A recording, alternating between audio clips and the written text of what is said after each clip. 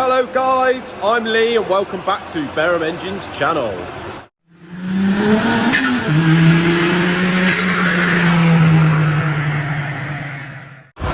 Right, a little update on the Austin Healey 3000 engine. So here we have most of the internal bits. We have the crankshaft, which looks like a ploughed field. So just give you a little bit of a history on this. The customer bought this engine that had supposedly had some bits done, and he sort of took the sump off it, seen that there was a brand new oil pump, and it all looked fairly cleanish, so he wasn't really sure what had been done. It looks to me like it's had new pistons at some point. Haven't actually measured the bores yet, or the crank, but it did have a pretty new oil pump. But as you can see, the crank journals look horrible, so I suspect that there may have been some issue and they've just threw in a new oil pump for good measure to try and get the pressure back up, but no, it's a little bit more than that. So I had a chat with him this morning, and first thing we're going to do is obviously measure the crank, and we're going to get that ground.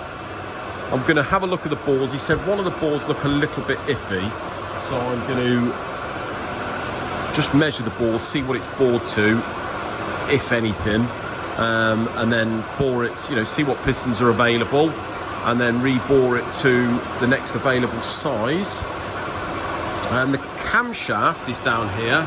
Camshaft actually looks really good. I'm not sure whether it's had a camshaft, not even sure what profile that is yet, maybe standard, but may have a chat with him and see whether he wants to put a high lift cam in. He did say that the flywheel on this it's about 12.5 kilo flywheel, and he wants to go down to 9.5, so we're going to take some weight off that flywheel there. And obviously I think the clutch, he said, is relatively new, so we're going to keep that clutch cover, and we're going to obviously do what we normally do, balance the crank assembly, and once we've took some weight off that flywheel, we're going to obviously size, balance all the rods, and generally do what we normally do. We'll go through the cylinder head, maybe stick some new guides in it. We normally modify the guide top so we can put a modern stem seal on there as opposed to just O-rings. And yeah, so we're going to crack on with that. Carlos is actually outside at the moment. He's cleaning the cylinder block and parts. So you see he's cleaning the cylinder head at the moment. Here's the block. It all looks fairly clean in there, really. I'm not sure which piston. I think he said number 1 looked a little bit iffy, but as I say, hopefully these are at standard and we can just go the next size up on that. So we're going to give it a good wire brushing, get all that paint off, and give that a lick of paint once it's facing board.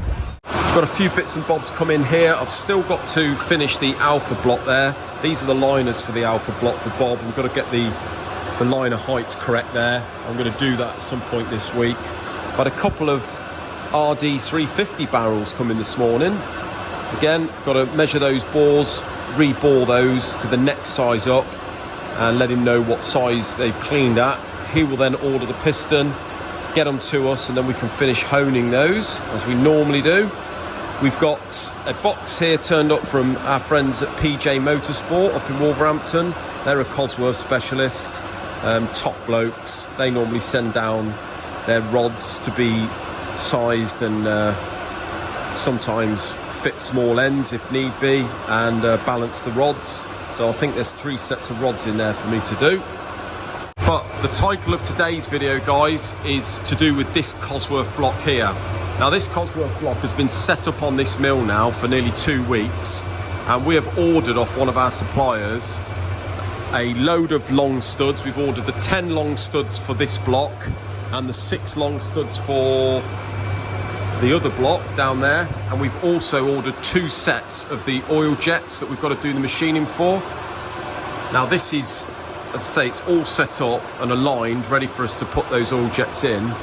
The parts were just over £1,000 and we have not yet seen them. So very worrying. They should have been here last Wednesday at the latest. Now I've been in touch with the supplier twice now, and he's been on to his courier. He assures me he's sent them, and they seem to have got lost in transit, so really worried about that for a minute. I'm sure there's insurance, but you know what it can be like with these couriers, just trying to get hold of someone. You know, there's over £1,000 worth of parts sitting somewhere. Yeah, very worrying that, and slightly annoying because we want to get these blocks finished. We need to get them up on the engine stands and get them built, and that is all I'm waiting for now, machining wise, just to get these squirters in there, and then we can get these thoroughly cleaned and get them, start building them. So yeah, a bit worried about that. Right, so I think next step for me, this is Carlos's Renault 5 Turbo head. As you can see, we've had the valve seat inserts turn up. So we've got the valves, we've got the inserts, and you can see here the inserts that we've ordered. Now, the exhaust definitely looks a bit overkill, I know that, but it doesn't matter. What we shall do is we'll probably put these in the lathe first and bore them out to roughly the size that we want. And I can then get these in. Yes, they are a lot deeper than we need, but it doesn't matter. We'll just face them down to wherever they've got to go. So here's the valve that we're using, and this is the insert. These are exhausts, obviously. So first things first, I'm going to bore this out to roughly the size that we want. So what I normally do is, if I measure the very inside of the 45 degree on the valve, that comes to 27mm. So I'm going to bore all these inserts 27mm on the lathe first. So as you can see, guys, I've thinned these exhaust seats right out now. So internally they are pretty much what we want to run. So I'm going to let Carlos heat this head up and do his magic on fitting these valve inserts, and then we can get once they're in, we can get the inlet ones cut out and fit those inserts and top them off and get the correct heights. So we're gradually getting there on that one, guys. I do apologise. Trouble is, at the moment, we've got so much work coming in, as in sort of general cylinder heads and what have you. We have to sort of drop the jobs like that, the ongoing jobs, and get the heads out of the way. Otherwise, you've got garages with cars stuck on the ramp and what have you. And here's another one, actually. We've got an MGB V8 engine just turned up from a local garage, restoring the car, and they want the engine done. So we better get this one unloaded, and I'll show you what sort of state that's in at the moment. So guys, this is the MGB V8 engine. As you can see, it's a little grubby. Apparently the car is being fully restored. It's having a new chassis. The guy lives in America, I think, but he's coming over to the UK to sort of see the progress and have a chat about the build. So yeah, getting quite sought after these now, and as you can see, there's quite a lot of work to do on this, but hopefully he pops in here while he's over in the UK, and we can have a chat about what he wants to do and how far he wants to go. But I think by the sounds of it, he wants this not just back to new internally, but externally he wants it looking like it should have been from the factory. So yeah, quite a lot of work, but looking forward to getting in amongst this one. Yeah, really nice. Haven't had one of these for a while. Right guys, I just thought I'd share this with you because very strangely today I've had 2 phone calls off 2 separate customers, both with little vehicles, but with both the same issues. As I say, it's very strange that we've had 2 on the same day, but the second one being this little Volkswagen Lupo, and the first being a Fiesta 1600 EcoSport, something like that, I think. Now they both wanted to refresh their engines. The Lupo had done quite high mileage, about 180,000 miles, but he just wanted to freshen it up. It got an intermittent misfire, I think, and a little bit of piston slap. He's had it from nearly new, serviced it really well, but yeah, wanted to give it a bit of freshen up. The Fiesta, he had already stripped the car. He sent the engine, like the block and the crank, etc., to be measured, all measured absolutely fine to a local to him engine reconditioners. And then they've basically, when they've gone to start ordering parts, he's found out that there is an issue with the torque settings, and the same on this Lupo. Fortunately, the guy here hasn't stripped it yet, but the problem they're having is, and if I shan't show you the reg for this, but if I go into technical specifications, and this will be, both of these will be a little aluminium block. If we go into check adjustments, oh no, if we go tightening torques,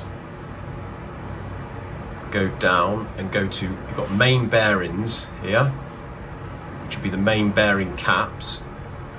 Press on the information, and we've got measurement of bearing clearance is not possible by normal methods and should not be attempted, as this will result in damage to the cylinder block and crankshaft. If the bearing bolts have been loosened, the entire cylinder block and crankshaft must be replaced. So we found this in the past with a couple of smaller engines. I think I've got a feeling the 1.25 Fiestas were the same. But yeah, so the only thing is, I can't get my head around, there must be a process they use from the factory to tighten up the mains bolts, because obviously, you know, from factory they're going to have line bored the block, then they're going to have loosened it off and they've got to put the crank in at some stage. So I'm just thinking whether they used a big torque plate on where the cylinder head would go, and it sort of keeps the block in line. But I think the problem is, and the first chap with the Fiesta, he's actually gone to torque up, he's found some torque settings, and he's gone to torque the crank up, and he said on his first stage of the mains, you know, going through it, it just locks solid. Now, we've had it before on blocks, even when they give torque settings for the mains, where until you finish the whole process, it will either be tight or lock up, and then when you finish that last process, it then frees up and it's fine. But no, I think he's tried all the processes and it's absolutely solid. So he's a bit buggered, and obviously the chap with the Lupo is the same. If he wants to refresh his engine, looks like you can't do this. So we're seeing more and more of this on these modern engines. So they're becoming a throwaway item, really. Not only that, but I think with the Lupo, you're just struggling on finding parts for it, even from the main dealer. So yeah, not good really. These modern engines are becoming more and more throwaway. So if any of you guys there, comment down below and sort of tell us, maybe you know exactly the process they go through when they torque them up from the factory. It'd be really interesting to know. Well, again, thanks ever so much for watching, guys. Please comment down below. We're really interested if any of you know the process in those main bearing torques. But till another video, take care, subscribe, like, and I'll see you in another one. Cheers.